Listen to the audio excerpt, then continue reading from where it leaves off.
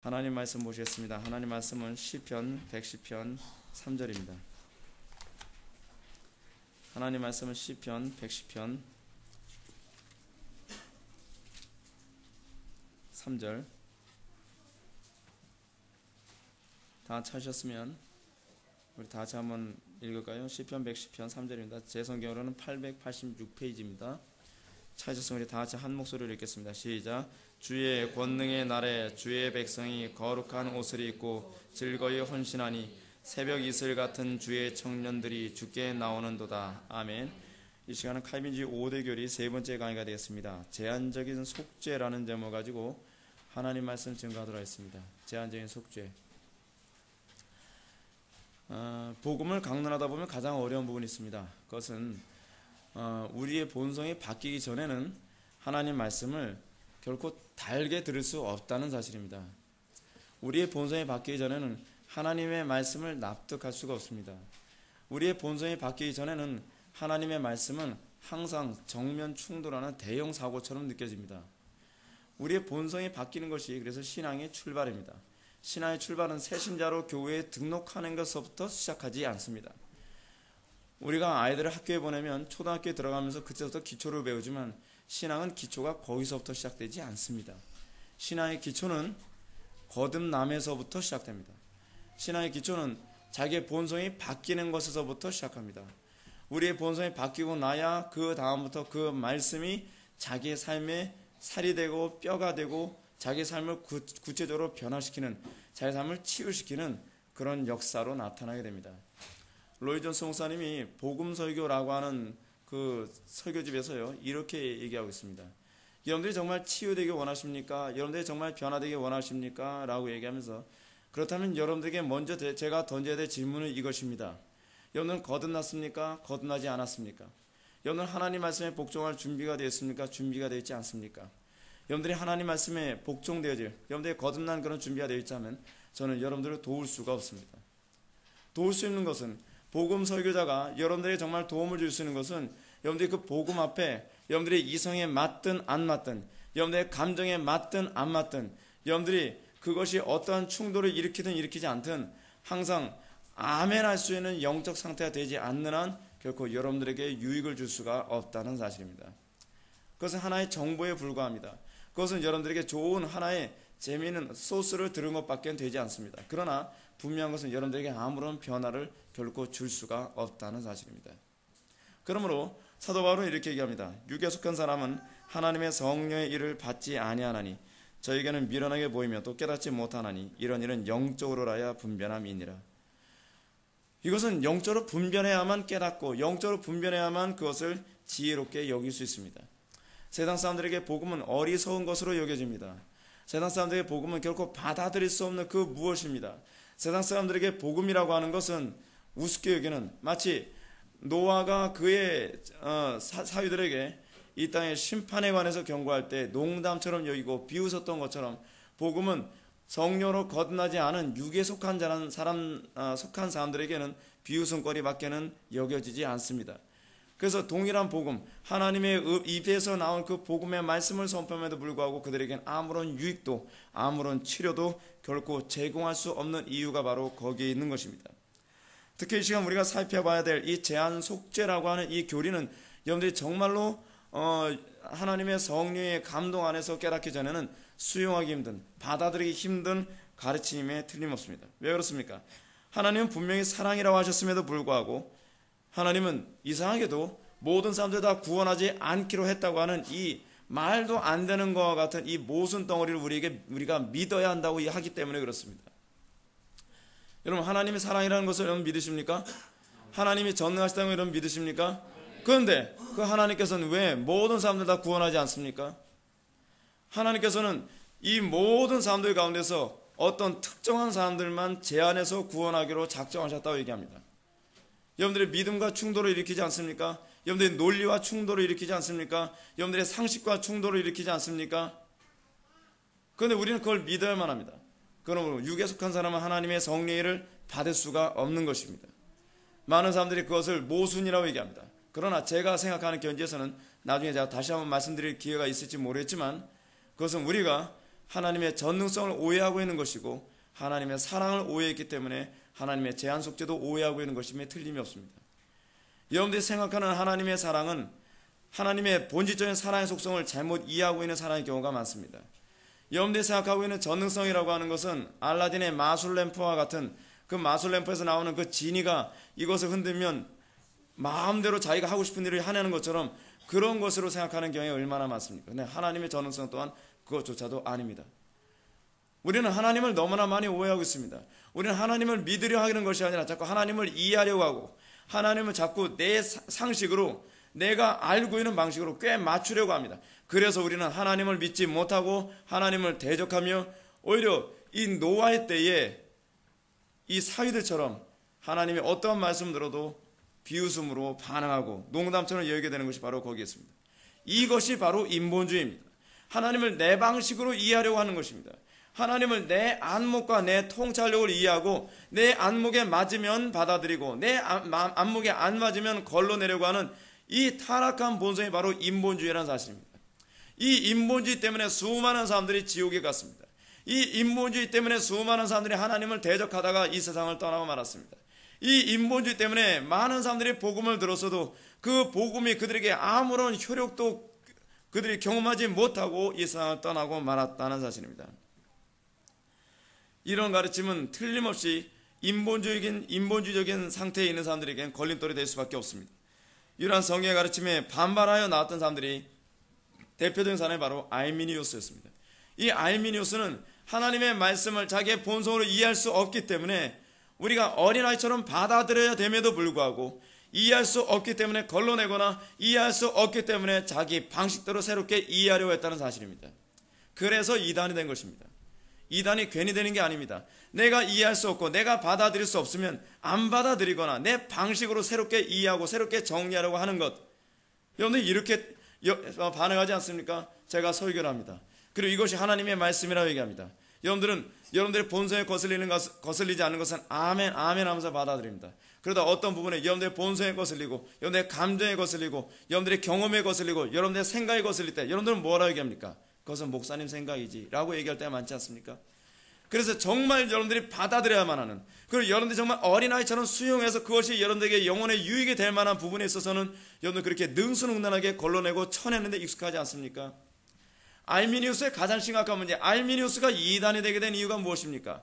그것은 알미니우스가 바라볼 때에 사람이 전적으로 타락했다는 것을 도무지 납득할 수 없다는 겁니다. 여러분, 납득할 수 없으면 어떻게 하면 합니까?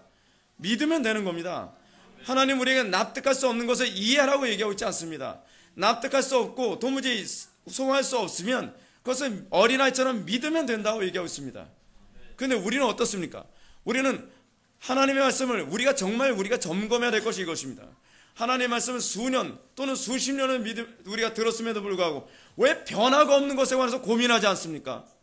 왜 여러분 삶 속에 개혁이 나타나지 않는 것에 대해서 그토록 고민하지 않습니까? 여러분들이 이제 그 병신같이 사는 것이 당연한 것처럼 인식하고 말지 않았습니까? 원래 예수 믿는 것이 이런 거야 라고 인식하고 말지 않았습니까? 예수 믿는 것은 뜨뜻미지근한 거야. 예수 믿는 것은 여전히 부도덕하게 살아도 괜찮은 것이지, 예수 믿는 것은 이렇게 게으르고 나태하고 안일하게 살아도 괜찮은 거야. 원래 예수 믿는 건 그런 것이지. 우리 그렇게 살면서 이것이 당연한 것처럼 인식하게 되지 않았습니까? 어떻게 해서 그것이 당연한 것처럼 받게 되었습니까? 그 이유가 어디 있겠습니까? 그것은 여러분들이 설교를 들으면서 여러분들에게 부딪히거나 여러분들에게 납득할 수 없는 것을 어린아이처럼 받아들이고 회개로 반응하려 하기보다는 그것에 관해서 그것은 당신 생각이지, 그래서 여러분들 그것을 다 걸러냈기 때문에 그런 건 아닙니까? 알미니우스가 하루아침에 이단됐을까요? 알미니우스가 이단됐던 이유는 납득할 수 없는 부분을 걸러냈기 때문입니다. 성경 우리들에게 뭐라고 얘기하고 있습니까? 가감하는 자는 저주를 받을지어다 라고 얘기했지 않습니까? 하나님의 말씀은 가감하는 게 아닙니다. 그것은 불합리한 것 또는 불완전한 대상에 대해서는 가감이라는 것이 허용됩니다. 그러나 하나님은 완전한 존재입니다. 하나님은 그 자체로서 우리는 온전히 받아들이고 수용해야 될 존재입니다. 그런데 우리가 그 하나님은 우리가 가감하게 됐을 때에 우리는 이단이 되는 겁니다. 알미니우스에게서 우리는 무엇을 바라봅니까? 인간이 전적으로 타락했다는 것을 수용할 수 없었습니다. 그러다 보니 그 다음에 알미니우스의 나머지 4개의 교리를 자동적으로 그들은 수용할 수밖에 없는 것 아닙니까? 인간이 전적으로 타락했다는 걸 인정할 수 없습니다. 그런 사람이 어떻게 제한 속죄를 이해할 수 있겠습니까? 제한 속죄 받아들일 수 있겠습니까? 인간의 전적 무능력을 여러분 받아들일 수 있겠습니까? 성도의 견고한 인내를 이해할 수 있겠습니까? 아무것도 이해할 수 없습니다. 하나님께서 무조건적으로 선택하시고 하나님께서 강권적으로 은혜를 부으셔서 죄인들을 구원하신다는 걸 이해할 수 있겠습니까? 이해 못합니다. 하나를 이해 못하면, 하나를 수행할 수 없으면, 하나를 믿을 수 없으면 하나씩 걸러내다 보면 그러면서 이단이 되는 겁니다. 어느 시대인지 이단은요 하나서부터 시작합니다. 이 하나님의 말씀은 유기적이다 보니까 이 하나를 부정해버리면 나머지 또 다른 것을 부정하게 되고, 이것을 부정하게 되면 도미노사와 또 다른 걸 부정하게, 또 다른 걸 부정하게, 또 다른 걸 부정하게 됩니다. 그래서 결국은 하나님의 본질 전체를 다 부정하게 되는 것으로 가게 되는 것입니다. 신앙은요 뭐 아니면 도입니다. 그것이 신앙입니다. 신앙은 하나님 온전히 다 믿든지 온전히 다 믿지 않으면 안 믿든지입니다. 그것이 신앙입니다. 성경은 뭐라고 얘기합니까? 빛 아니면 어둠이라 그러지 그 중간은 존재하지 않는다고 얘기합니다. 우리에게서 신앙생활에 여러분들은 이렇게 생각하는 경향이 많이 있습니다. 이 정도면 됐지. 신앙은 이 정도면 됐지가 없습니다. 신앙은 믿든지 안 믿든지입니다. 신앙은 다 믿든지 그렇지 않으면 아예 안 믿든지입니다. 근데 우리는 하나님을 거부하는 데 너무나 능숙해져서 하나를 부정했기 때문에 난 전체는 다 믿는다고 생각합니다. 그렇지 않습니다. 하나님의 어떤 속성을 부정해버리면 우리는 하나님은 다 믿을 수가 없습니다. 여러분들 아닌 것 같습니까? 여러분 삶 속에 위기가 한번 닥쳐보십시오. 여러분들에게 고난이 닥쳐보십시오. 여러분들에게 정말 감당할 수 없는 어려움이 닥쳐보십시오. 하나서부터 열까지 하나님은 다 신뢰할 수 없게 됩니다. 여러분들은 그때 이렇게 될 겁니까? 내가 이렇게 하나님을 믿지 못했나? 그것이 바로 감춰진 여러분들의 불신입니다. 하나님께서 왜 여러분들에게 고난을 주신지 아십니까? 고통스럽게 하기 위해서가 아닙니다. 여러분들이 얼마나 믿음이 없는지를 드러내서 회개하라고요. 각성할 수 있는 기회를 제공하기 위해서입니다. 근데 우리는 자꾸 내가 믿음이 있다고 자꾸 그것을 부여잡으려고 합니다. 언제까지요? 지옥에 갈 때까지. 그것이 우리의 가장 심각한 문제 아닙니까? 그러므로 성경 우리에게 뭐라고 얘기합니까? 나로 말미암아 실족지 않은 자가 복이 있도다. 예수님은 그렇게 말씀하십니다. 주님의 가르침에 대해서 충돌을 일으키지 않는 자가 복이 있는 것을 믿으시기 바랍니다. 주님의 가르침 앞에서 어떤 것도 부정하지 않고 주님의 가르침 앞에서 어떤 가르침도 흔들림 없는 사람, 그런 사람들이 복이 있는 것을 믿으시기 바랍니다. 근데 우리는 자꾸 이렇게 생각합니다. 왜 성경을 있는 그대로 믿지 않는지 모르겠습니다. 우리는 성경 어떤 부분은 반드시 충돌을 일으키고 있거든요. 그것 때문에 우리가 실족하고 있거든요. 그것 때문에 우리가 난 저건 내가 수용할 수 없어. 내가 어떻게 원수를 사랑하나? 내가 어떻게 내 이웃을 내 몸같이 사랑하나?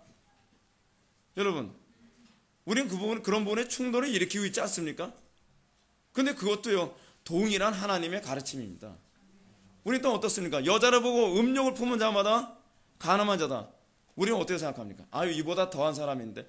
왜 우리는 우리보다 더한 사람에게 기준을 잡고서 우리가 좀 괜찮은 사람인 것처럼 생각하려 합니까? 우리는 또 이렇게 생각합니다. 주의를 온전히 성수하라. 예배를 경건하게 드리라. 아유, 이보다 더 불경건하게 드리는 사람인데 이 정도는 괜찮지. 왜 자꾸 그런 사람에게 기준을 잡습니까? 여러분들이 그 사람보다 낫다고 자꾸 생각하기 위해서입니까? 그 모습이 어떤 모습인지 아십니까? 바리새인의 모습입니다. 바리새인들이 뭐라고 얘기합니까? 그들도 회칠한 무덤임에도 불구하고 세리와 창기를 보면서 이렇게 얘기합니다. 주여, 저는 저 사람 같지 않으면 감사하나이다. 뭐가 낫다고요? 뭐가 낫다고? 근데 우리의 모습이 그거 아니에요? 우리는요, 이 불경건하게 하나님을 모독하듯이 예배드리는 사람보다 우리가 좀 낫습니까? 그건 우리가 보기에 난 겁니다. 도토리 키재기다라고 얘기하는 것 뿐이죠. 근데 불경건이라는 이 원리, 불경건이라는 이 동기에 있어서는 아무런 차이가 없다는 것을 왜 모릅니까? 그런 차에서 우리는 나로 인하여 실족지 않은 자가 복이 있도다라고 했을 때 우리에게 실족하는 부분이 있잖아요. 하나님 말씀이 여러분들의 충돌을 일으키고 하나님 말씀이 여러분들에게 난 도무지 복종 못하겠습니다 라고 하는 부분이 있지 않습니까? 그렇다면 여러분, 복이 없는 거죠. 심각하게 회개해야죠. 심각하게 각성해야 될 문제 아닙니까? 근데 문제는 뭐냐면 고민조차도 안 하고 있다는 겁니다. 이것이 정말 심각한 문제죠. 그러면 이제 우리는 이런 알미니안주의자들의 주장, 이 제한 속죄의 부당성이 어째서 잘못되는지 한번 좀 살펴보겠습니다. 우리 성경을 자세히 살펴보면 성경은 결코 예수 그리스도께서 모든 사람을 위하여 죽은 것이 아님을 말해주고 있습니다. 우리는 성경을 있는 그대로 믿어야만 합니다. 우리는 성경에서 내 취향에 맞는 구절만 따서 그것만 믿겠다. 그게 항상 누구에서 나타나는 특징입니까? 이단들의 특징입니다. 이단들의 특징. 이단들은요, 자기의 논리를 채워줄 구절만 따서 자기의 신앙이 정당하다고 자꾸 얘기하기 좋아합니다. 이단과 정통의 차이가 뭔지 아십니까? 정통적인 신앙은요, 말씀 앞에서 내가 틀렸다는 것을 날마다 확인해 나가는 신앙입니다. 근데 이단은 항상 말씀을 통해서 내가 맞았다는 것만 자꾸 찾아가려고 하는 신앙입니다. 그러니까 어떻게 해요? 같은 성경을 가지고 한쪽은 점점 더 하나님께 가까이 가고 한쪽은 점점 더 하나님으로부터 멀어갑니다. 참 신기하죠? 어떻게 같은 성경을 들고 있으면서 같은 성경을 읽고 있음에도 불구하고 어떤 사람은 점점 더 하나님께 가까이 나아가고 어떤 사람은 하나님으로부터 점점 더 멀어져 갑니까? 어떻게 점점 더 배나 지옥의 자식이 됩니까? 그 이유는 자꾸 의롭다라고 판단하고 싶고 자꾸 자기를 의롭다라고 이렇게 평가해주고 싶어하는 구절만 찾기 때문에 그렇습니다. 성경을 봅시다. 여러분들 알미니안주의자들, 소위 감리교인들을 만나서 이 성경 구절 가지고 들이대면서 한번 대화해 보셨습니까? 신기하게 이 성경 구절만 들이대면 짜증을 냅니다. 화를 냅니다. 반박도 못하면서 화를 내요. 이상하지 않습니까? 그 이단들의 공통된 특징 아닙니까? 그럼 이단들 만나보십시오. 이단 딱 만나서 예를 들어서 여러분 그 무슨 교회요? 하나님의 교회 사람들 만나서 일요일날을 주일로 지키도록 한 성경 구절을 딱 들이대면 그 부분에 관해서 가타 부타는 얘기하지 않고 화를 냅니다. 왜 화를 냅니까? 자기가 알고 있는 구절만 하나님 말씀입니까? 이 말씀도 하나님 말씀이잖아요. 그가 정말로 하나님을 경외한다면 그 말씀에 화를 내면 안 되죠. 그 말씀에 하나님 앞에 굴복하고 내가 틀렸다고 인정해야 되는 거 아닙니까? 근데 이상하게 어떻게 동일한 하나님의 입에서 나온 말씀인데도 그 말씀을 그들에게 들이대면 왜 화를 내냐 말이에요. 여러분들은 어떻습니까? 여러분들 어떤 구절은 아멘이 되는데 어떤 구절은 화가 납니까? 그거 심각한 거죠. 여러분들이 하나님 말씀을 전체를 다 하나님 말씀을 받지 않는다는 것을 입증하는 거 아니겠습니까? 이단과 정통의 차이가 무엇인가? 여러분들이 이단에 가면 이단자고 정통에 있으면 정통주의냐입니까? 그거 아닙니다. 중요한 건 하나님 말씀을 100% 믿느냐, 그렇지 않으면 몇 프로만 믿느냐에 관한 문제 아니겠습니까? 자, 우리가 한번 얘기 한번 봅시다. 구약 개념에서 보면 이런 얘기하면 이제 감리교인들이나 그렇지 않으면 알미니안주의자들은 굉장히 짜증을 냅니다. 구약 성경의 언약을 믿고 있는 유대인들에게 있어서 메시아는 전적으로 모든 시대의 사람, 그 시대 모든 팔레스타인 근동 지방의 모든 가나안 족속들과 관련되어진 메시아가 아니죠.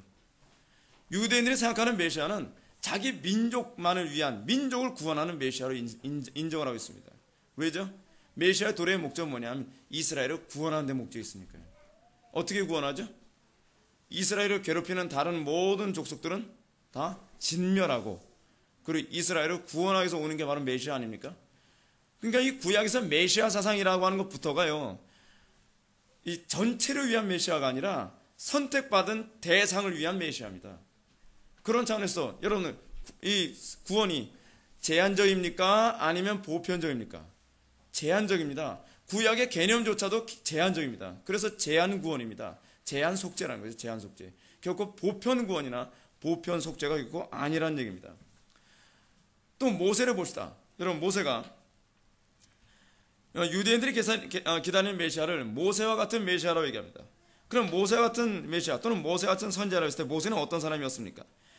애굽 사람이든 이스라엘 사람이든 누구든지 다 구원하여서 애굽으로 들어간 사람입니까? 아니에요. 모세가 이 애굽으로 들어간 이유는 무엇이냐면 택함 받은 백성들을 구원하기 위해서입니다. 그리고 오히려 이스라엘 백성들 앞지 않은 다른 애굽인들은 어떻게 해요? 다 진멸하고 그들에게 벌을 내리고 그들에게 징계를 내리기 위해서 들어간 거 아닙니까? 이것이 바로 하나님의 구원의 방식입니다. 신약에서 한번 봅시다. 신약은 또 뭐라 얘기합니까? 신약에서는 이런 제한 속죄 개념이 또 분명히 나타나죠. 마태복음 20장 28절에 보면 인자가 온 것은 섬김을 받으려 함이 아니라 도리어 섬기려 하고 자기 목숨을 많은 사람의 대속물로 주려 함이라. 자, 보십시오. 예수님이 오신 목적이 뭐라고요?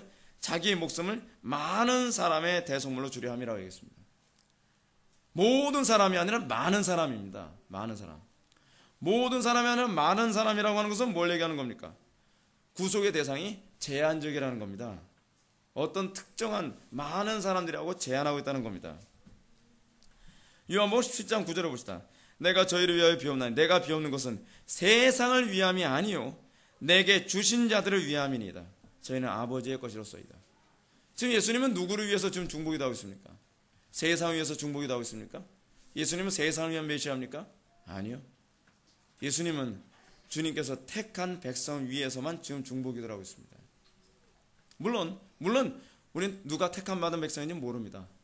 그렇죠? 그것이 우리가 또한 우리가 감춰진 비밀이죠. 이렇게 얘기하게 되면 여러분 감리교 쪽에 있는 사람들이 이렇게 합니다. 이건 말장난이다. 말장난. 좋습니다. 이것은 말장난인가 아닌가 좀 더 봅시다. 예수님은 자신의 기도가 또 마태복음 15장 25절에 보면 나는 이스라엘 집에 잃어버린 양 외에는 다른 데로 보내심을 받지 아니하노라.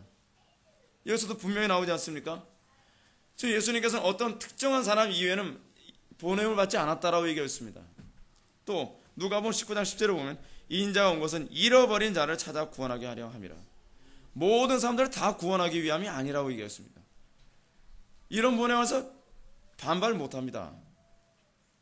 뭐라고 이렇게 반박할 수가 없는 부분이죠. 그런데 왜 이 구절을 들으면서 왜 화를 냅니까? 왜 이 구절을 들으면서 고민해야 되는 건 아닙니까? 이 구절을 들으면서 우리는 굴복해야 되는 건 아닙니까? 우리는 우리의 신앙생활에 있어서 항상 염두에 둬야 될 것이 이것입니다. 우리가 하나님 말씀 앞에서 내가 충돌을 일으키는 그 구절이야말로 내가 정말 회개해야 될 구절이라고 우리는 생각을 해야만 합니다. 내가 충돌을 일으키는 그 구절이야말로 나에게 약이 되는 구절이라는 것을 여러분 믿으시기 바랍니다. 모든 약이요. 예를 들어서 어떤 약이 있습니다. 여러분 약국에 가면 약들이 많죠. 근데 그 약들이 다 여러분한테 필요로 하는 약은 아니잖아요. 어떤 특정한 약이 있습니다. 그 약이 우리에게 효력을 있고 우리의 아픈 병을 고치는 데 필요한 약입니다. 성경도 동일합니다. 성경도요. 여러분들이 읽다가 어떤 부분이 여러분들에게 약이 되는 구절이냐면 여러분들에게 충격을 주고 또는 여러분들에게 각성을 주고 여러분들에게 회개를 독려하는 구절이야말로 여러분들에게 약이 되는 구절입니다. 그런데 우리는 이상하게요. 그 약이 되는 구절만 다 거부합니다. 약이 안 되는 구절만을 붙잡고 삽니다. 그러니 성경이 약이 될 수가 없죠.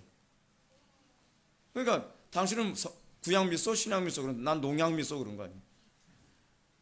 성경 믿으면서 점점 죽을 길만 가고 있습니다. 심각한 문제죠. 자, 다시 얘기하던 거 다시 돌아갑시다. 우리가 이 구원사역에 관한 문제를 우리가 이해하기 위해서 두 가지를 우리가 먼저 동의해야만 합니다. 그 첫째는 성경 틀림없이 지옥의 존재를 인정하고 있으며 상등세 사람들이 지옥에 떨어질 것이라고 가르치고 있다는 것을 믿느냐는 것입니다.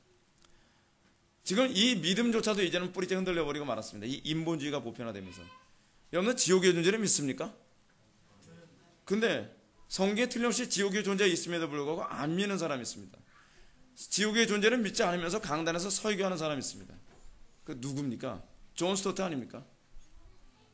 존 스토트는 예수를 믿지 않고 죽은 사람은 지옥에 가지 않고 그 영혼이 그냥 소멸된다고 생각합니다. 그러면 목회를 하지 말아야죠. 강단 설교를 하지 말아야죠. 근데 자기는 지옥의 존재를 믿지 않으면서 설교한다는 겁니다. 자, 그러면 심각한 문제. 지옥에 관한 거지와 나사로 문제. 그죠? 그리고 예수님께서 지옥이 어떻다라고 얘기했던 그 구절. 설교 안 하고 넘어갈 겁니까? 심각한 문제 아닙니까? 설교를 안 하고 그럼 뭐라고 얘기했습니까? 그걸 비유라고 얘기했습니까? 어느 신학자도 그걸 비유라고 얘기하는 사람이 없습니다. 특히 이런 부자와 나사로 부분은요. 나사로라고 하는 예수님의 비유에서 특정한 이름을 거론한 적이 한 번도 없습니다. 그게 예수님의 비유의 특징이거든요. 근데 예수님의 비유에서 유일하게 딱 한 번 그 실명을 거론한, 그러니까 어떤 이름을 특정하게 거론한 것은 부자와 나사로 비유밖에 없습니다. 나사로라고 하는 특정한 이름을 얘기해요. 이것은 지금 대부분의 신학자들은 뭐라 하냐면 실제로 나사로라는 사람이 있었고 그 사람이 천국에 갔었을 것이다 라고 보는 것이 대부분의 입장입니다. 근데 그런 성경 구조도 왜곡하겠습니까? 우리가 이 왜곡하는 두 가지 방식이 하나 있습니다. 그 성경 구조 자체를 내 방식으로 뒤틀어 버리는 것이고, 그렇지 않으면 그 구절 자체를 언급하지 않는 겁니다. 그 구절은 싫은 겁니다. 그 구절은 외면하고 싶은 겁니다. 여러분 성경 읽으면서 외면하고 싶은 구절 있습니까? 살인하지 말라 외면하고 싶습니까? 형제를 미워하는 자마다 살인하는 자로다. 그 구절은 좀 빼졌으면 좋겠다. 또 여러분들 어떤 구절이 여러분들 외면하고 싶습니까? 간음하지 말라? 그 구절만은 없었으면 좋겠습니까? 그럼 예수를 믿지 말아야죠. 그것도 동일한 하나님의 말씀인걸요. 그렇지 않습니까?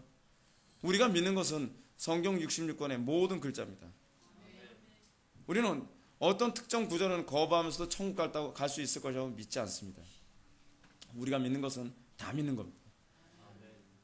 그것이 우리에게 전제되지 않는 한 우리는 믿음이라고 결코 얘기해서는 안 된다는 거예요. 그것이 성경에서 계속 얘기하는 부분입니다. 또 우리가 두 번째로 인정해야 될 전제가 있습니다. 그것은 하나님께서 전능하셔 전지하다는 점입니다. 이 전제에 관해서는 뭐 개혁주의자들이든 알미니안주의자들이든 아무도 부정하지 않습니다. 왜냐하면 하나님이 전능하다고 하는 것을 동의하지 않으면 뭐 누구는 천국 보내고 누구는 지옥 보내고 논쟁할 가치가 없죠. 그렇죠? 전능하지 못하니까 하나님이 천국 누구는 못 보내나 보다. 그렇게 생각하면 간단한 거 아닙니까? 전능하다고 양쪽이 다 믿으니까 자꾸 논쟁이 되는 거예요. 전능하다고 하는데 이 전제가 같으니까 이 같은 전제 가지고 전능하신 하나님이 왜 아무려면 다 천국 못 보내겠느냐? 아니다. 우리는 전능하신 그분이 천국을 안 보내는 이유가 있다고 본다. 그것이 바로 알미니안주의자들과 칼빈주의자들의 이 차이가 바로 여기서 나타나는 겁니다. 자, 이렇게 우리가 이 두 전제에 동의하게 된다면 우리는 다음과 같은 질문을 던지게 됩니다. 하나님께서 전지전능하시다면서 왜 모든 인류가 다 구원받지 않게 하시고 누구는 구원하고 누구는 지옥에 보내는가 하는 문제입니다. 이 문제를 해결하기 위해서 요한 웨슬리는 이렇게 얘기했습니다. 예지 예정이라는 논리를 내세웠습니다. 예지 예정이 뭡니까? 하나님께서 구원할 사람과 구원받지 못할 사람들을 미리 예정하신 것이 아니라 구원 받을 사람과 구원받지 못할 사람들을 미리 아시고 예정하셨다는 겁니다. 이게 바로 예지 예정입니다. 미리 아셨다는 거예요.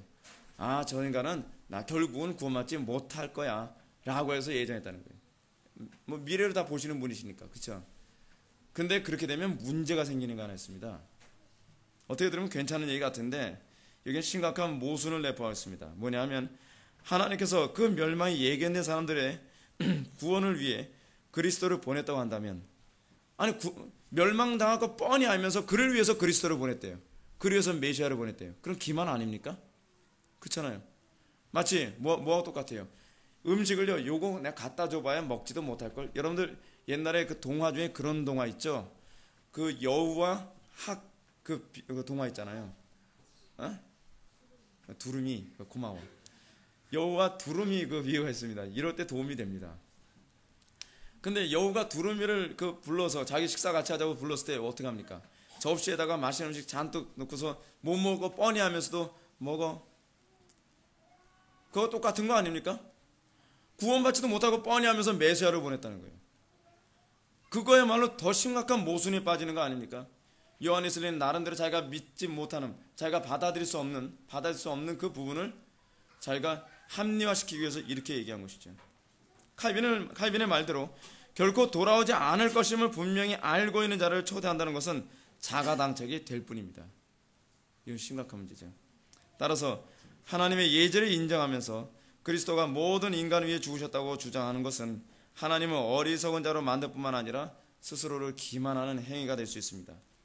또 한 가지 더 생각해 보겠습니다. 하나님은 전능하십니다. 이 말 속에는 하나님께서 모든 사람을 다 구원할 수 있는 능력이 있다는 말입니다. 그렇죠?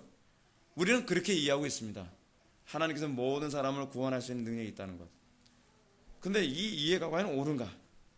근데 모든 사람 다 구원할 수 있으신 하나님이 어째서 모든 인류를 다 구원하지 않으실까요? 성경에 분명히 언급하는 것과 같이 우리가 하나님의 은혜는요 강권적입니다. 그래서 irresistible grace라고 하는 교리를 우리가 다음에 배우게 되죠. 저항할 수 없는 은혜. 하나님께서 우리에게 난 예수 믿고 싶지 않아요 라고 하는 사람조차도 하나님께서는 저항할 수 없는 은혜를 주셔서 그를 반드시 구원하시고야 만다는 사실입니다. 그런데 왜 모든 인류를 다 구원하지 않습니까? 납득할 수가 없죠. 납득할 수 없는 이유입니다. 우리가 이 문제에 관해서 우리는 두 가지 결론을 내리게 됩니다. 첫 번째는 하나님이 전능하지 못하시니까 그런 거 아니야 라고 우리는 결론을 내릴 수 있죠. 만약 그것이 아니라고 한다면 두 번째 결론에 도달해야 됩니다. 그래서 하나님께서 어떤 이유인지 모르나 모든 인류를 다 구원하시고자 하지 아니하시고 그 구원을 제한하셨다고 보는 겁니다. 그건 우리가 알 수 없는 일입니다. 우리는 모르는 일입니다. 근데 우리가 분명한 건 뭐예요? 하나님이 선하시고 하나님이 가장 지혜로우신 분이 하나님이 그렇게 하시기로 결정하셨다는 사실입니다. 우리는 그걸 믿으면 되는 겁니다. 우리가 자꾸 이런 게 있습니다. 이해할 수 없으면서 이해할 수 없기 때문에 믿을 수 없다고 하는 것만큼 모순이 없습니다. 여러분 잘 들어보세요. 제가 한 가지 논리로 제가 여러분한테 말씀드리겠습니다. 이해할 수 없다는 것과 그 인격에 대한 신뢰를 할 수 없다는 말이 성립이 될 수 있는 얘기일까요? 그건 성립될 수 없는 얘기입니다. 우리가 이해할 수 없는 것은 자기의 부족에 해당되는 것이지 그 사람의 인격의 부족에 해당되는 부분이 아닙니다. 예를 들어서 우리 아이가 제가 무엇을 해주겠다고 얘기하는데 그분은 이해를 도무지 못합니다. 이해를 못하니까 아빠를 믿을 수 없다라고 얘기한다면 이거말로 모순 아닙니까? 이건 모순입니다. 이건 합리적인 얘기가 아닙니다. 소위 우리가 합리적인 얘기를 한다면 이해할 수 없는 것과 믿을 수 없다는 것은 결코 같이 거론할 수 있는 문제가 아니라는 것을 알아야만 합니다. 그렇다면 이해할 수 없다면 우리는 뭘 해야만 합니까? 믿는 것뿐입니다. 그것이 논리적이고 합리적으로 생각하는 방식입니다. 하나님은 전능하십니다. 하나님은 온 우주를 창조하신 전지전능하신 분이십니다. 그런데 우리같이 입 비천하고 미분적 분조차도 제대로 모르는 사람들이 태반인 우리가 여러분들 욥기서에서 나오는 것처럼 온 우주에 지구가 어떻게 돌고 있는지 여러분들 압니까? 바람이 어떻게 오고 어떻게 없어지는지 압니까? 우리는 모릅니다. 우리는 어떻게 우리의 몸속에서 혈액이 이렇게 원만하게 돌고 있는지, 그리고 우리의 심장이 어떻게 이렇게 계속적으로 수십 년을 뛸 수 있는지 우리는 아무것도 제대로 아는 게 하나도 없습니다. 근데 우리는 하나님에 대해서 제대로 알지 못하면서 알지 못하기 때문에 믿을 수 없다는 거야말로 얼마나 심각한 모순에 빠져 있는 겁니까? 그 얘기는 바꿔서 얘기하면 이렇습니다. 믿기 싫으니까 이해할 수 없다는 것을 명분으로 내세운다는 것 밖에는 다른 논리적인 설명이 불가능합니다. 이유는 그겁니다. 믿기 싫기 때문에 이해할 수 없는 것을 명분으로 내세우는 것뿐입니다. 근데 우리는 그걸 인정하려 들지 않는다는 것이죠. 제가 여러분한테 권면하고자 하는 것은 이겁니다. 우리는 이해하지 못하기 때문에 우리는 하나님의 제한 속죄를 우리는 무조건 수용해야만 합니다. 받아들여야만 합니다. 우리는 그분이 선하다는 걸 믿습니다. 모르겠습니다. 저는 믿습니다. 저는 그분이 선하시고 그분이 가장 지혜로운 선택을 하셨다고 저는 믿습니다. 우리가 이 부분과 아울러 우리가 좀 더 우리가 살펴야 될 부분이 있습니다. 무엇이냐면 무엇 때문에 하나님은 전능하심에도 불구하고 제한적으로 구원하시는 것인가에 관한 이 부분에 관해서 우리들에게 한 가지 알 수 있는 중요한 소스를 오늘 본문이 우리들에게 제공하고 있다는 사실입니다. 오늘 본문을 보게 되면 주의 권능의 날에 주의 백성이 거룩한 옷을 입고 즐거이 헌신하니 새벽 이슬 같은 주의 청년이 주께 나온도다. 이 구절은 우리가 복음성가 통해서 우리가 익히 잘 알고 있는 구절입니다. 근데 이 구절은 언뜻 보기에는 여러분들이 쉽게 이해할 수 있는 구절 같죠. 언뜻 보기에는 여러분들의 입맛에 맞게 인용하면서 사용하기 참 좋은 구절입니다. 뭐라고요? 이 젊은이들 독려하게 해서요. 새벽 이슬 같은 주의 청년들이 즐거이 헌신한도다. 청년들은 헌신해. 이거 청년들 보고 헌신하는 구절이니까요. 그러면 이 구절은 청년들에게만 해당되는 구절입니까? 시편 110편은요? 아니거든요. 그러면 여러분들 입맛에 맞게 한번 해석해 봅시다. 새벽 이슬 같은 주의 청년들, 이슬 같은은 여러분들 방식대로 해석해 보시죠. 햇빛 비치면 없어지는 존재들. 아, 이 청년들 이제 햇빛 비치면 다 없어지겠구나. 그렇게 해석하면 곤란합니다. 항상 성경 해석할 때는 어떻게 해석해야 돼요? 심각성의 전체적인 흐름 하에서, 그 본문이 말하는 그 맥락 하에서, 그리고 유대인들이, 히브리인들이 이 표현을 어떻게 사용하는가를 염두에 두고 항상 우리의 문화와 우리의 생각 가지고 성경 해석하다 보면 우리는요, 성경을 내가 복음으로 해석하기가 얼마나 쉽습니까? 이 부분은 그런 의미로 우리들에게 해석하라고 주어진 것이 아닙니다. 이 구절을 우리가 이해하기 위해서 이 구절의 전체 흐름을 먼저 이해합시다. 이 시편의 대주제는 청년들과 아무런 상관없는 메시아 왕권에 대한 시편입니다. 메시아 왕권에 대한 시편. 이 시편 110편 1절은 이렇게 언급합니다. 여호와께서 내 주에게 말씀하시기를 내가 내 원수로 내 발등상 되게 할까지 너는 내 우편에 앉으라 하셨도다. 이 말이 의미하는 바가 무슨 말이겠습니까? 이 말의 의미를 명확하게 이해하기 위해서는 이 구절이 신약 성경에 어떻게 이해되어지는지를 한번 보는 것이 필요합니다. 예수님께서 이 말씀을 인용하셨습니다. 마가복음 12장 36절에 보면 다윗이 성령에 감동하여 친히 말하되 주께서 내 주께 이르시되 내가 내 원수를 내 발 아래 둘 때까지 내 우편에 앉으라 하셨도다 하였느니라. 즉 본 구절은 그리스도의 왕국과 하나님의 통치에 반기를 든 원수들이 완전히 패배할 때까지 하나님께서는 그리스도에게 왕권을 위임하실 것이라는 것을 얘기하고 있습니다. 왕권 위임에 관계된 시편이라는 거예요. 고대 그러므로 시편 110편에 보게 되면 1절에 보면 발등상 되게 하심이라는 말이 나오는데, 발등상 되게 하심, 이 발등상이라는 표현조차도 사실은 이게 좀 적절한 표현이 아니죠. 발바닥, 발로 밟는다는 얘기거든요. 이게 무슨 얘기입니까? 고대 근동 지방에서는요 적들과 전쟁을 합니다. 그래서 적을 이기고 나면 그 상대 국가의 왕이 있죠. 패배하는 왕의 국가를 승리하는 왕 앞에 무릎 꿇게 하고 엎드리게 합니다. 그러면 왕이 자기의 승리를 선포하기 위해서 그 상대방 적 국가의 왕의 머리를 밟습니다. 정말 치욕적이죠. 그 고대 벽화 보면요, 고대 근동 지역의 벽화를 여러분들 보시게 되면 사진에 그 자주 나와요. 왕이 하나가 이렇게 엎드려 있고 얼굴을 땅에 대고 있습니다. 그러면 정복한 왕이 아주 근엄하게 와서 그 호령하던 왕의 머리를 밟습니다. 더 정확히 얘기하면 목을 밟는 거예요. 목을. 얼마나 자존심 상하겠습니까? 그렇죠? 제가 이 부분을 설명하기 전에 이게 바로 패자가 겪어야 될 치욕이라는 걸 제가 여러분한테 말씀드리고 싶습니다. 신앙생활에서 여러분 영적으로 패배하면서 날마다 겪는 치욕이 뭡니까? 사단에게 날마다 포로되면서 여러분들 뭐 어떤 치욕을 겪습니까? 제가 왜 여러분들에게 날마다 전쟁에서 이기라고 여러분들한테 말씀드리는지 아십니까? 여러분들 예배 시간에 자꾸 조는 문제에 관해서 제가 말씀드리죠. 치욕입니다. 사단한테 밟혀서 머리가 밟히는 그런 치욕 아닙니까? 여러분들 직장에서, 캠퍼스, 가정에서 여러분들이 사단에 패배해가지고 어떤 치욕을 겪습니까? 이번에 조모 씨가 아동을 성폭행했죠. 그 사단에게 패배해서 생겨진 결과 아닙니까? 얼마나 치욕적이겠습니까? 전에 제가요 입장을 바꿔놓고 한번 생각해봤습니다. 성추행, 아동 성추행한 사람이라든지 그렇지 않으면 가늠한 사람들, 성범죄 저지른 사람들 팔찌 껴주고요. 그리고 인터넷에 그 사람 얼굴과 이름과 신상을 다 공개하고요. 동사무소에 그 사람 이사 갈 때마다 사진 다 공개한다고 해보십시오. 그러니 자살하는 게 낫죠. 속된 말로요. 그렇지 않습니까? 지나가면서 사람들이 다 저 사람 성범죄자래. 마치 뭐하고 똑같냐면 옛날에 그 범죄 저지른 사람들한테 이마에다가 새겼잖아요. 문신 새긴 거.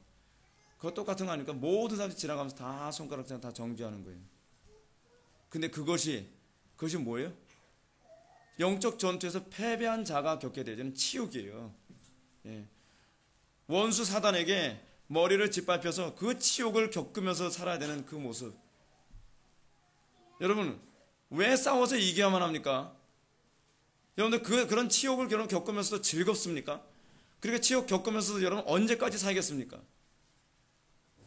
저는 여러분들에게 좀 처절하게 기도하라고 제가 얘기하고 싶어요.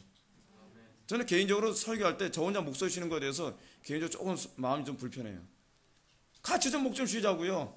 예. 전 처절하게 기도하면서 정말 처절하게 기도할 사람들이 더 처절하게 기도 안 해요. 사단에게 여러분 이 짓밟히는 것이 얼마나 처절하고 얼마나 치욕스럽습니까? 싸워야죠. 싸워야 돼요. 같은 오류, 같은 죄악, 같은 이 잘못을 반복해서는 안 될 것 아닙니까? 고대 근동 지역에서 발등상 되게 하심. 성도라고 하는 존재의 탁월함이 무엇이냐면 결국은 우리가 원수의 권세를 이기고 사단의 머리를 밟을 존재라는 겁니다. 그것이 바로 성도가 부름받은 존재입니다. 1차적으로는 누가 그것을 가능했기 때문이에요. 예수 그리스도께서 뱀의 머리를 밟았기 때문이에요. 예수님께서 뭐라고 얘기하십니까? 두려워 말라 내가 세상을 이겨노라.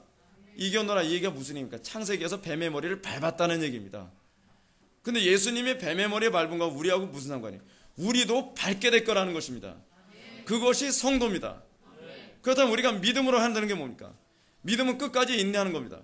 성도가 우리들에게, 성도에게서 나타나는 특징이 뭐죠? 이길 때까지. 포기하지 않고 싸우면 어떻게 한다고요? 열매를 거두리라. 이게 원수의 머리를 밟는 방식입니다. 우리는 끝까지 인내하면 됩니다. 우리는 끝까지 믿으면서 하나님을 의지하면 됩니다. 그러면 하나님께서 우리를 어떻게 하겠어요? 결국은 원수의 머리를 밟게 해주신다는 사실입니다. 이것이 믿는 방식입니다. 선을 행하되 포기하지 말지니, 포기하지 않으면 반드시 승리하리라. 갈라디아서 말씀을 제가 여러분들이 이해하기 쉽게 제가 다시 풀어서 말씀드린 겁니다. 이것이 영적 전투라는 방식입니다. 제가 우리 교회 부흥에서 계속적으로 이렇게 합니다. 여러분들은 아마 제가 느끼는 것에 아마 반도 못 느낄 거예요. 전 굉장히 처절합니다, 개인적으로요. 지난 토요일 날도 뭐 집에 뭐 고친다 뭐 한다, 뭐 이렇게 바쁜 일이 많은지 더 많이 기도해야 되는데 말이에요. 가면서 이런 얘기합니다. 언제까지 제가 일해야 될까요? 언제까지 맨날 설교하기 전에 목에다 쉬는 일이 이 싸움을 언제까지 해야 될까요? 나중에 제가 지쳐서 결국 내가 못 이기면 어떻게 할까요? 성령님께 제 마음에 주신 게 그거예요. 포기만 하지 않으면 돼. 믿음으로 끝까지 싸워. 그러면 승리는 반드시 주어지게 되어 있어. 성경 항상 우리에게 주시는 말씀 아닙니까? 포기하지 않으면, 피곤하지 않으면이 아니라 포기하지 않으면 반드시 거둘 겁니다. 이것이 영적 전투를, 이것이 바로 믿음을 가져가는 방식입니다. 그래서 뭐가 나오는 거예요? 성도의 견인교리가 나오는 거예요. 끝까지 인내할 수 있는 교리. 뭐 때문에 끝까지 인내해요? 승리를 확신하기 때문에, 승리를 믿기 때문에. 그래서 우리의 찬송에서도 뭐가 나옵니까? 최후 승리를 얻기까지 주의 십자가 사랑하리. 승리는 누구에게만 주어져요? 끝까지 십자가 지는 사람. 십자가 안 져도 되는 거라면 모르겠는데 끝까지 십자가를 지며 끝까지 승리를 확신하고 싸우는 사람에게만 주님께서 그 승리의 면류관, 이 월계관을 씌워주실 것을 믿으시기 바랍니다. 지금 이 본문에서 얘기합니다. 발등상 되게 하기까지 라는 얘기가 나옵니다. 하나님께서 예수님께 모든 그 능력을 주시고 그에게 승리를 보장해 주신다는 겁니다. 또한 다윗의 이 시편에서 내 우편에 앉으라 라고 한 것은 또 뭘 얘기합니까? 그것은 하나님께서 예수님께 모든 전권을 위임했다는 겁니다. 그의 통치를 예수 그리스도 통해서 실현하실 거라는 사실입니다. 그리고 예수 그리스도 한 몸을 입은 그의 자녀들을 통해서 교회를 위해서 이 땅에 하나님의 통치를 실현하실 거라는 사실입니다. 우리가 왜 계속 성령의 기름 부으심을 구합니까? 하나님의 통치의 위임을 구하는 거 아닙니까? 성령을 날마다 우리가 구하고, 그래서 하나님의 통치를 대행하기를 열망하는 것. 어떨 때요? 사단의 통치, 세상의 통치에 우리가 도무지 참을 수 없을 때 우리 하나님께 그렇게 은혜를 구하는 건 아닙니까? 여러분 참을만 합니까? 저는 못 참겠습니다. 이 시대의 이 불법함과 이 불경건함, 하나님의 진리가 매도당하고 있는 이 시대에 관해서 전 도무지 참을 수가 없습니다. 그런 사람들만이 우리가 정말 목이 터지도록 하나님께 부르짖고 매달려야 되지 않겠습니까? 오늘날 이런 심정을 품은 사람들이 정말 필요합니다. 안식과 이 탄식과 이 아픔 말이에요. 하나님의 아픔. 이 시대에 바라보면서 웃음이 나옵니까? 이 시대에 바라보면서 우리가 정말 느슨한 마음이 생깁니까? 불가능하죠. 불가능해요. 주님의 마음 품었단 말이에요. 그러나 여기서 우리가 중요하게 생각할 것은 이것입니다. 즉 예수 그리스도를 통하여 이 땅에 하나님의 대리 통치가 어떻게 실현될 것인가 하는 문제입니다. 이 문제에 대해서 먼저 우리가 관심을 가져야 될 것은 이 일이 언제 일어날 것인가에 관한 부분입니다. 다윗은 이렇게 얘기합니다. 주의 권능의 날에 될 것이라고 얘기합니다. 그럼 주의 권능의 날은 과연 어떤 때입니까? 이건 학자들마다 견해가 너무나 다양합니다. 킹 제임스 버전은 당신의 권능의 날에라고 번역했고, RSV는 당신의 군대를 인도하여 낼 때라고 번역했습니다. NIV는 당신의 전투의 날에 등으로 번역했습니다. 그런가 하면 이를 당신이 대관식의 날에라고 번역하게 됐습니다. 그러나 권능으로 번역된 히브리어 이 하일이라고 하는 말, 이 힘 또는 권력 또는 군대라는 뜻을 지니고 있는 이 단어는 본절 5절에 주의 우편에 계신 주께서 그 노하시는 날에 열광쳐서 파하실 것이라는 말씀과 연관지어 볼 때 주의 전투의 날에라고 번역하는 것이 더 타당하라고 봅니다. NIV 성경이 이 부분을 번역을 잘했다고 보는 거죠. NIV 성경에서 뭐라고 번역했어요? On your day of battle 이라고 번역을 했습니다. 자, 그렇다면 그래서 우리가 발견해야 되는 것이 무엇인지 보겠습니다. 이 부분부터 이제 중요합니다. 그래서 우리는 아주 독특한 주님의 계획을 발견해야 됩니다. 그 계획이란 주님의 백성들과 주님의 권능의 날에 대한 이 두 것에 대한 상관관계입니다. 주의 백성과 주의 전쟁의 날에 이 두 개가 어떤 상관관계를 맺고 있겠습니까? 그래서 주님의 백성들은 장차 주님의 권능의 날에 나타나게 될 것이라는 사실입니다. 그런데 그 권능의 날이란 바로 주님의 전투의 날입니다. 이 말은 우리는 한 가지 중요한 개념을 발견하게 되는데, 그것은 주의 백성들이 모이는 것은 뭐 때문에 모이는 겁니까? 전쟁을 위해서 모이는 거라는 사실입니다. 교회가 뭐 하는 게 교회인지를 사람들이 인식을 못하고 있습니다. 교회가 모여서 맨날 여러분 레크레이션 하는 게 그게 교회입니까? 교회가 모여서 서로 어디 놀러 다니고 뭐 관광하고 돌아다니고, 예? 탁구나 치고 당구나 치러 돌아다니는 게 그것이 교회입니까? 교회의 존재가 뭡니까? 여러분 더 중요하게 얘기합시다. 교회가 봉사하는 게 교회의 사명입니까? 아니에요. 교회의 존재 의식에 대해서 우리가 생각해 봐야만 합니다. 교회가 왜 존재하는가? 하나님께서 왜 교회를 세우셨는가? 성경이 이렇게 얘기합니다. 예수님이 이 땅에 보내신 이유를 뭐라고 하죠? 사단의 일을 멸하게 하시려고. 사단의 일을 어떻게 멸하십니까? 교회를 통해서.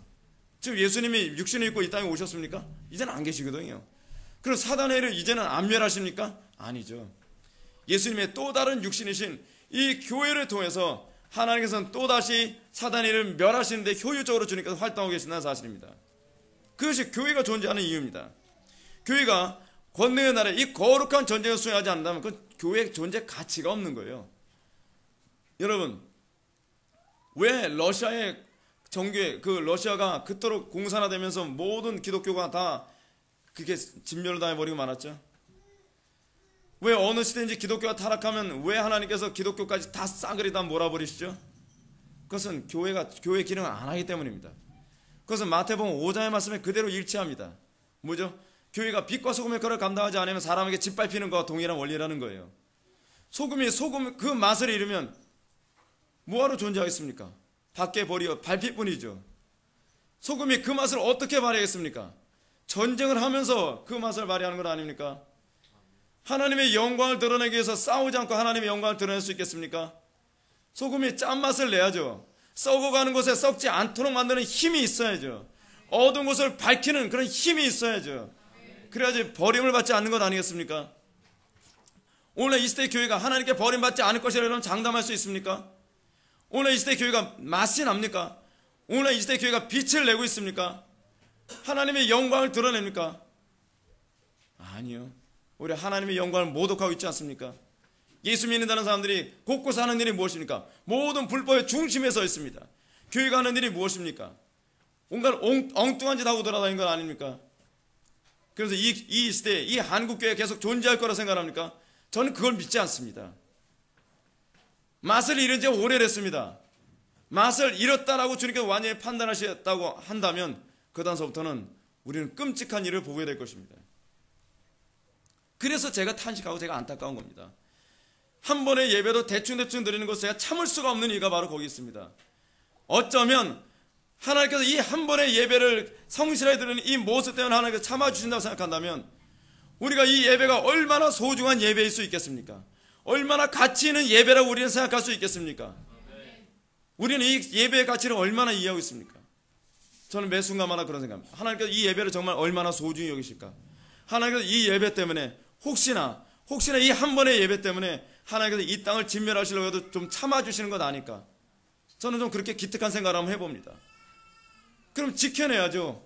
여러분들 이 예배를 위해서 주일 아침부터 긴장하고 아니 일주일 내내 이 예배를 위해서 여러분들 기도하면서 이 예배 가운데 하나님의 부으심과 하나님의 놀라운 영광이 나타나기를 열망해야죠. 목사 혼자서만은 전 필요하지 않다고 생각합니다. 이제는 모두가 일어나야 됐다고 생각합니다.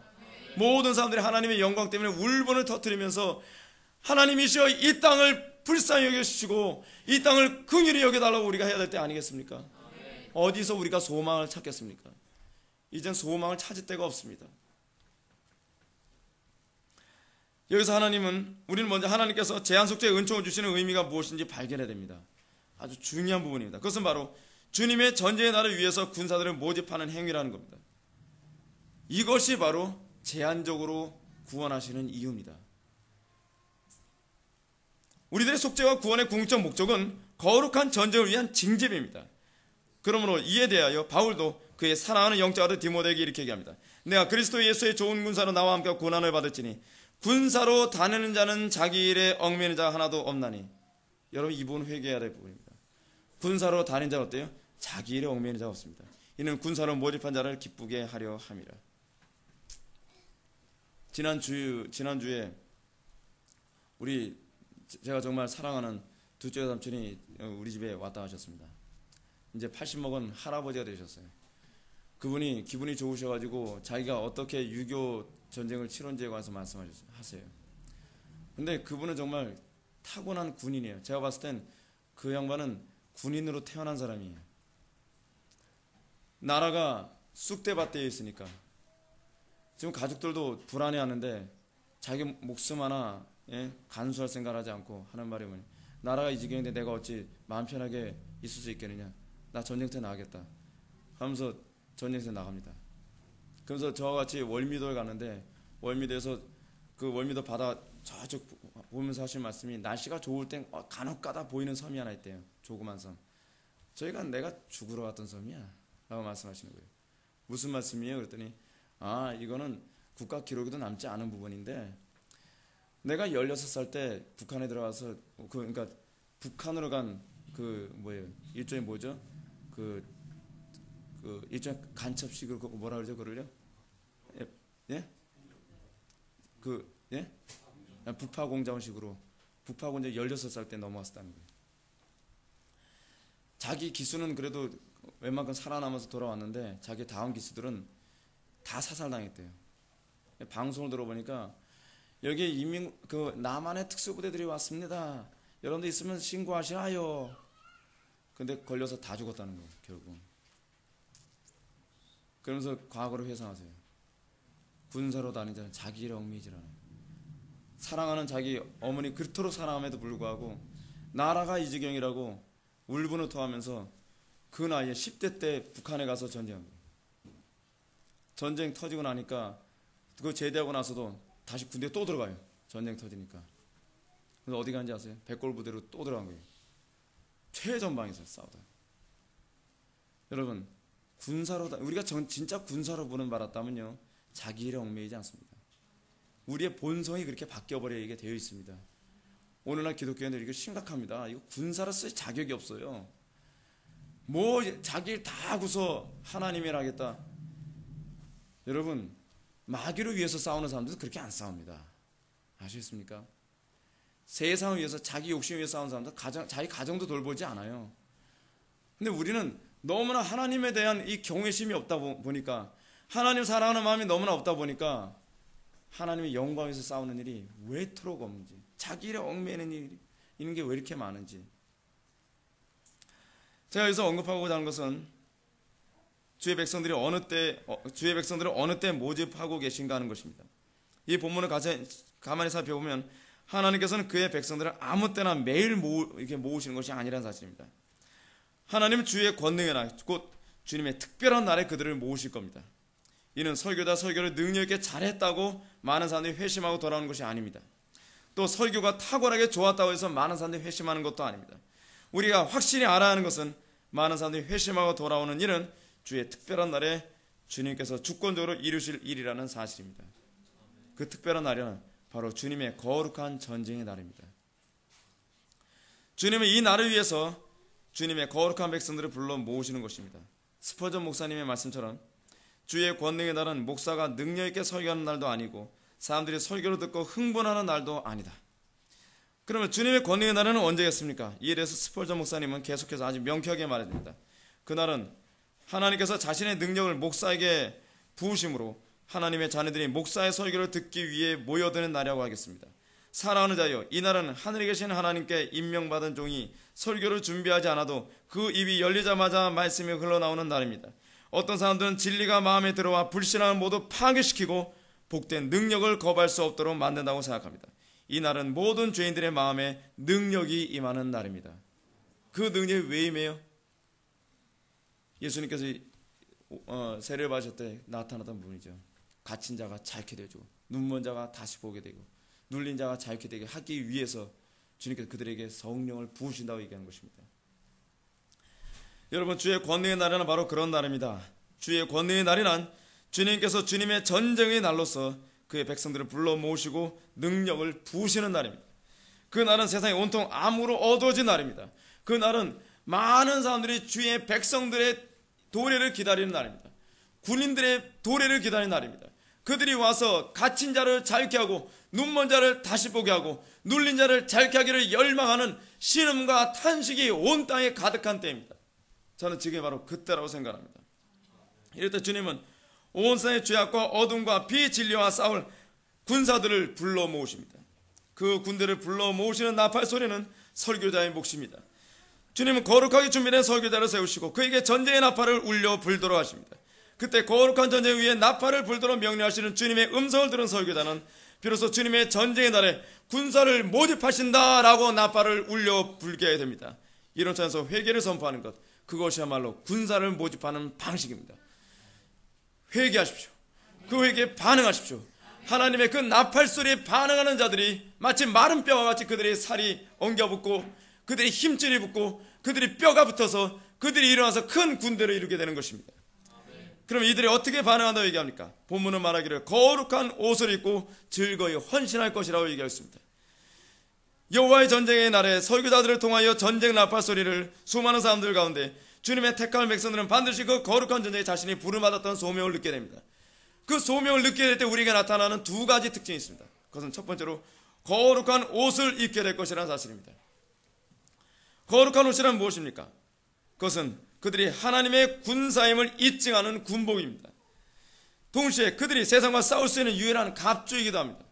여러분, 전쟁 때, 여러분 전쟁에 내보낼 때 무엇부터 입혀집니까? 군복부터 입히지 않습니까? 군복을 왜 입히는지 아십니까? 적들과 아군을 구분하기 위해서입니다. 동일합니다. 하나님께서 전쟁의 날에 여러분들 부르실 때에 여러분들을 무엇으로 먼저 옷 입히시냐 하면 군복으로 옷 입히신다는 것을 믿으시기 바랍니다. 하나님은 반드시 적들과 여러분들을 구분하게 하실 겁니다. 거룩으로 여러분들 옷 입힐 것입니다. 여러분들이 세상과 다르게 하시고 여러분들을 예수님과 닮게 함으로써 여러분들이 아군인지 적군인지를 구분하게 하실 것입니다. 그러나 오늘날 이 시대 교인들에게는 아군과 적군의 구분이 없습니다.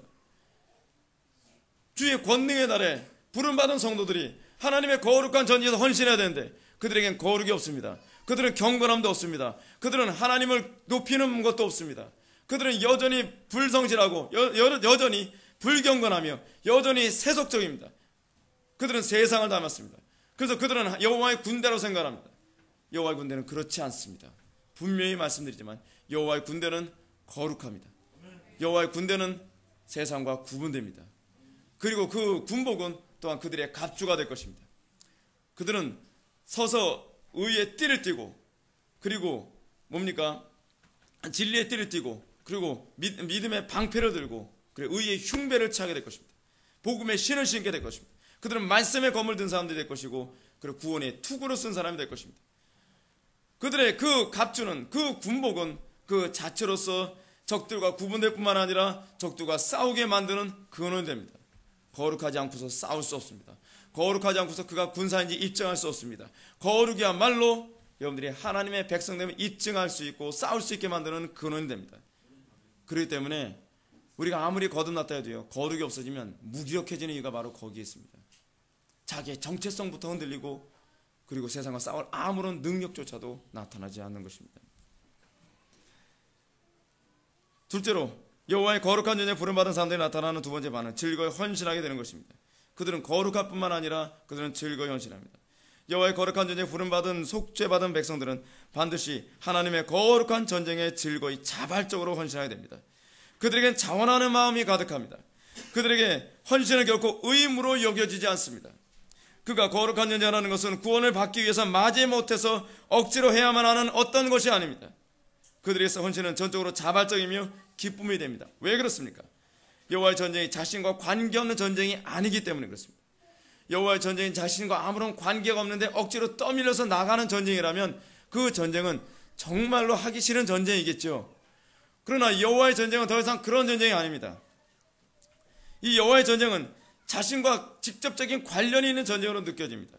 이것은 마치 나라가 풍전등화 가운데 있을 때 의병들이 자발적으로 봉기하는 것과 같습니다.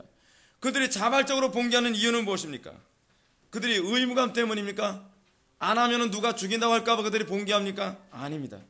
그들이 봉기해야 된 것은 자신의 삶의 터전을 지키기 위한 문제요, 자신의 사활에 걸린 문제이기 때문에 그들은 봉기하는 것입니다.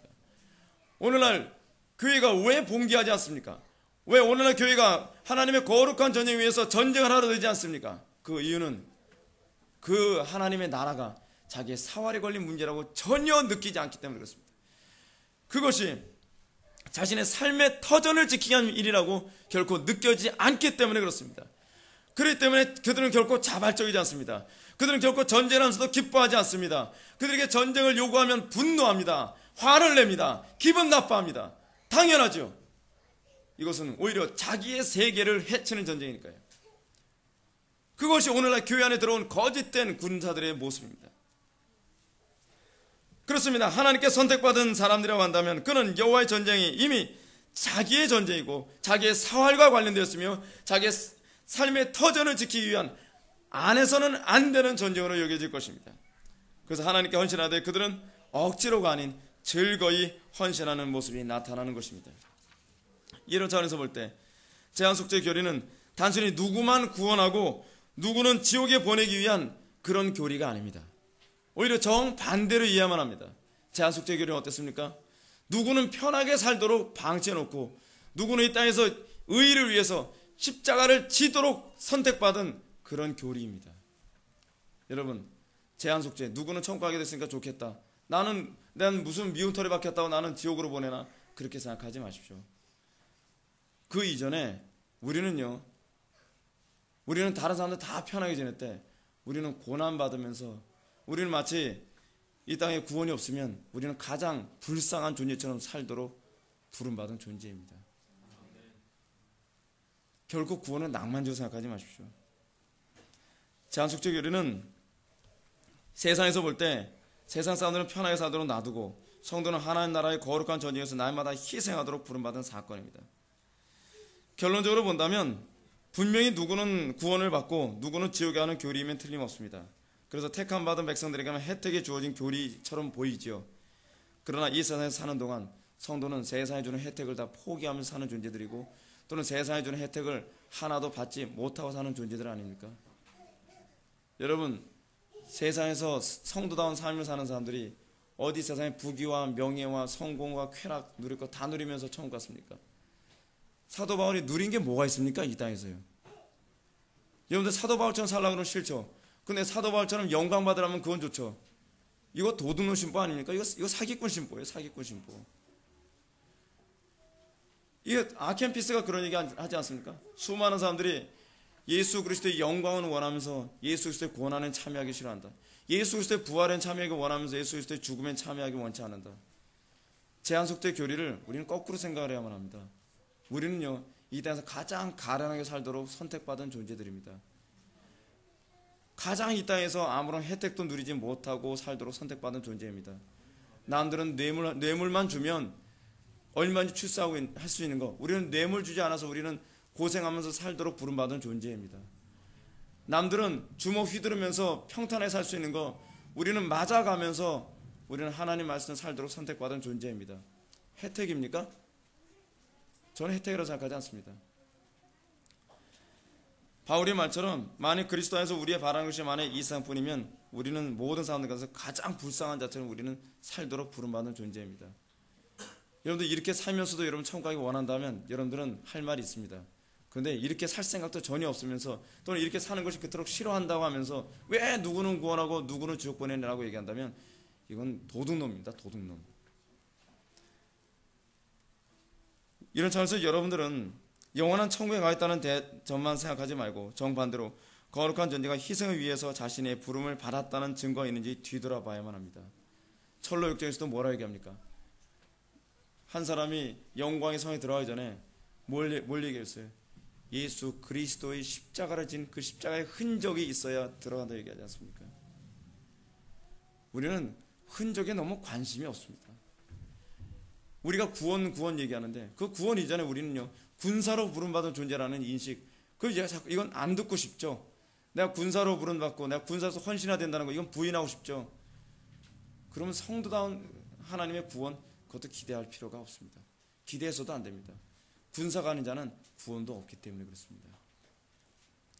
다른 어떤 설교자가 여러분들에게 듣기 좋게 그렇게 안 살아도 구원받습니다. 그런 사기꾼 같은 소리 귀담아 듣지 마십시오. 다 거짓말입니다. 성경에 그런 말 있으면 가져와 보라 그래요. 성경에 그런 말 없습니다. 사도 바울조차도 내가 스티그마, 내가 이 흔적이 있기 때문에 내가 하나님의 구원을 내가 확신한다라고 얘기하지 않습니까? 그런데 거룩한 존재하면서 받은 흔적이 있습니까? 날마다 여러분들 자신을 부인하는 흔적이 있습니까? 그거 가지고서 여러분들 구원을 확증하십시오. 다시 본문으로 갑시다. 오늘 본문에서 시편 기자는 주의 권능의 날을 언급합니다. 그는 주님의 백성들이 모이는 것은 반드시 주님의 행위임을 보여줍니다.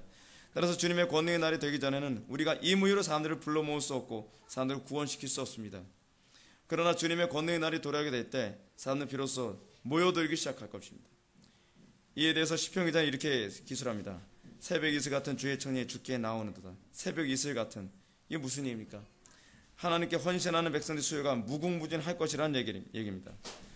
하나님께서 거룩한 전쟁을 수요하는 데 있어서 숫자가 부족해서 낭패를 당하지 않을 것입니다. 하나님은 그의 거룩한 전쟁을 행하신 데 있어서 미약한 전쟁을 결코 하지 아니하실 겁니다. 하나님은 항상 모든 일을 행하심에 있어서 그에게 헌신할 만한 충분한 군사를 예비해 놓으실 겁니다. 여러분들이 안 해도 하나님은 전쟁에서 실패하지 않을 것입니다. 여러분들 간혹가다 이런 사람 있죠. 나왔으면 이 교회 잘 돌아나 보라. 걱정할 거 하나도 없습니다. 교회는 하나님 하나만 있으면 다 돌아갑니다. 여러분들이 헌금 많이 하는 사람이 나간다는 거 무섭고 하나도 없습니다. 하나님은 모든 일을 행함에 있어서 그의 헌신할 만한 충분한 군사를 어디든지 예비해 놓고 있습니다. 저는 많은 목회자들이 헌금 많이 하는 교인 떠나갈까 봐 전전긍긍하며 비유 맞추는 거 보면 한심해서 못 견디겠습니다. 왜 사람을 무서워합니까? 돈을 누가 주는데요? 그 사람이 줍니까? 뭐 1억, 2억 헌금하는 사람, 그 사람 없으면 교회가 무너질 거라고 생각합니까? 그렇지 않습니다. 교회는요, 그 사람이 유지하는 게 아니라 하나님이 유지하는 겁니다. 그러나 중요한 것은 이것입니다. 그 수요가 우리가 생각하는 수요는 결코 아니라는 겁니다. 그 수요가 때로는 기도원의 300용사일 수도 있습니다. 때로는 오순절 날에 120명의 문도일 수도 있습니다. 때로는 베드로의 설교를 통해서 회심한 3,000명일 수도 있습니다. 때로는 예루살렘의 2만 명의 성도일 수도 있습니다. 수가 얼마나 많으냐 적으냐 그것은 별로 중요한 문제 아닙니다. 단지 하나님께서는 하시고자 하신다면 단 한 명을 통해서도 언제든지 그의 전쟁을 승리로 이끄실 수 있다는 사실입니다. 마틴 루터 한 명을 통해서 주님은 종교개혁을 성공으로 이끄셨습니다. 그것이 바로 하나님의 일하시는 방식입니다. 단지 우리는요, 나를 써주시는 것만으로도 감사할 줄 알아야 된다는 사실입니다. 하나님께서 나를 써주시지 않으면 어떡할까? 그 생각을 해야지. 아니, 누구는 구원하고 누구는 구원하지 않느냐. 이거야말로 그 자체부터가 아직 그가 구원받는데 좀 문제가 있는 사람이라는 거 보이지 않습니까? 그러나 우리는 간혹 하나님의 거룩한 전쟁을 치는 데서 이런 외적인 숫자에 너무 집착하는 경향이 있습니다. 그러나 주님께서 주의 권능의 날에 거룩한 전쟁을 치는 데 있어서 얼마나 많은 군사를 필요로 하실지 그것은 하나님이 결정하실 겁니다. 여러분들이 정말 하나님의 구원을 원한다면 하나님, 내가 하나님의 군사로 쓰임받기 원하십시오. 하나님, 내가 악을골짝 빈들여도 복음 들고 가오리다. 하나님, 내가 하나님 같은 마음 품게 해주셔서 이 시대의 탄식이 내 탄식이 되게 해주시고, 그래서 내가 군사로 다닌 자는 자기 일에 얽매이는 자가 없다고 했는데 내가 이젠 더 이상 내 일에 얽매이지 않고 하나님의 일에만 헌신하기 원합니다. 그 마음 달라고 여러분 기도하시기 바랍니다. 그 마음 없으면 구원확신이 있다고 아무리 얘기해봐야 저는 다 사기로 들립니다. 구원확신은요, 그렇게 오는 게 아니에요. 구원확신은요, 하나님께 대한 헌신하는 마음, 하나님을 뜨겁게 사랑하는 마음, 하나님을 사랑해서 전쟁에 헌신하고픈 그런 마음, 그게 없으면 구원확신은 그렇게 쉽게 얘기하는 거 결코 아닙니다. 예수님의 말씀처럼 세상 사람들은 이 땅에서 위로를 받고 지옥에서 지옥에서 그 형벌을 받지만 성도는 이 땅에서 지옥의 형벌 같은 삶을 살고 영원한 천국에서 구원을 받는 존재들이라는 것을 기억하셔야만 합니다. 여러분, 이 땅에서 지옥의 형벌 같은 삶을 선택할 준비가 되어 있습니까? 우리 신앙의 선배들 다 그렇게 살았습니다. 사도 바울은 목이 잘려 죽었습니다. 그리고 이사야는 허리가 잘려서 죽었습니다. 그리고 우리 많은 종교개혁자들은 굶어 죽기도 하고 또는 익사해서 죽기도 하고 매맞아 죽기도 했습니다. 그들은 이 땅에서 마치 형벌받아 죽는 사람처럼 살았습니다. 예수님에 대한 이사야서의 예언이 무엇입니까? 그가 마치 자기가 죄인인 것처럼, 그가 죄가 많아서 형벌을 받는 자인 것처럼 그가 고난을 당했다라고 얘기하지 않습니까? 성도가 이 땅에서 영원한 천국을 보장받기 이전에 성도는 이 땅에서 세상 사람들이 받아야 될 지옥의 형벌 같은 그 형벌을 우리는 미리 감수하며 하나님의 영원한 천국 향해 달려가는 군사입니다. 우리가 그런 역설을 생각하지 않고 우리는 이 땅에서도 천국처럼 살고 영원한 천국에 가겠다. 여러분, 그런 법은 없습니다. 절대로 없습니다. 사단은 2000년 기간 동안 내내 그런 식으로 천국이 있을 것이라고 얘기를 했지만 그건 항상 거짓말로 폭로가 됐었습니다. 하나님 나라에 들어가는 방법은 절대로 그런 방법이 없습니다. 하나님 나라에 들어가기 위해선 사도 바울이 얘기한 것처럼 많은 환난을 겪어야만 할 것입니다. 능력이 있다고 해서 환난을 덜 겪는 거 아닙니다. 여러분, 기도를 더 많이 했기 때문에 환난을 덜 겪는 거 아닙니다. 하나님 나라에 들어가는 가장 정도는 항상 좁은 길이고 십자가입니다. 그것이 없으면 뭐라고 얘기합니까? 철로역정에서요? 다 담 넘어오는 사람입니다. 다 담 넘어오는 사람들. 여러분들은 담 넘었습니까? 아니면 여러분들 좁은 길을 선택했고 십자가의 길을 걷고 계십니까? 십자가, 좁은 길, 저도 얘기하기 싫습니다. 근데 이거 없이는 하나님의 나라를 본 사람이 없습니다. 이것이 바로 성경의 가르침이고 이것이 진실입니다. 이것이 사실입니다. 사랑하는 성도 여러분, 여러분은 과연 하나님의 거룩한 전투와 희생을 위해 부름받았다는 소명감을 느끼고 있습니까? 여러분은 주님의 전쟁의 날을 보면서 거룩한 옷을 입고 즐거이 헌신하고자 하는 뜨거운 열망이 지금 생겨나고 있습니까? 우리가 참으로 선택받은 백성이라면 오늘날처럼 치열한 전쟁의 날을 살아가면서 결코 아무런 감각도 없이 느슨하고 무관심하게 살아갈 수는 없을 것입니다. 우리가 분명히 기억해야 될 것은 성도란 단순히 영원한 낙원에 가도록 선택받은 백성이 아니라 전쟁의 날에 전쟁을 수행하도록 하기 위해서 봉기되어진 존재라는 것을 기억해야만 합니다. 이렇게 부름받은 성도란다면 하나님의 나라를 위한 전쟁이 의무가 아니라 내 삶의 터전을 지키고 또한 내 전부를 지키기 위한 전쟁으로 느껴지고 그렇게 인식되어져야만 할 것입니다. 여러분의 마음속에 이 마음이 강력하게 창조되길 바랍니다. 하나님께서 여러분들을 이 전쟁에 불러주시길 바랍니다.